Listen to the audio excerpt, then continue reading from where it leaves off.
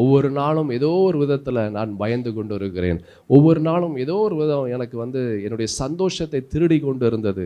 ஏதோ ஒன்று எனக்கு வேதனை கொண்டு வந்தது என்று அநேகருடைய வாழ்க்கை இப்படிப்பட்ட ஒரு நிலையாக இருக்கலாம். இந்த மாதத்தில் நீங்கள் என்ன பெரிய காரியத்தை நீங்கள் எதிர்கொண்டாலும் ஒன்று மறந்து விடாதீங்க. எவ்வளவுதான் பெரிய காரியங்களை நீங்கள் பார்த்தாலும் உங்களுக்குள்ள இருக்கிற இயேசு, அவர் எல்லாத்தை விட, எல்லா பிரச்சனையை விட, எல்லா சூழலை விட அவர் பெரியவர். அவர் எனக்குள்ளாக இருக்கிறார்.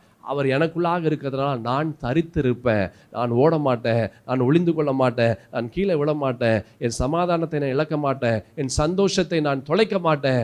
கர்த்தருடைய பரிசுத்தத்தின் தேவனுடைய வார்த்தை எனக்குள்ளாக இருக்கிறதுனால நான் தரித்திருப்பேன் என்று நீங்கள் சொல்லி நீங்கள் நிற்கும்போது நிச்சயமாகவே உங்களுடைய கண்கள் அதிசயமானவைகளை, நீங்கள் யோசித்து பார்க்க முடியாதவைகளை உங்கள் கண்கள் காணும்படியாக கர்த்தர் செய்வார்.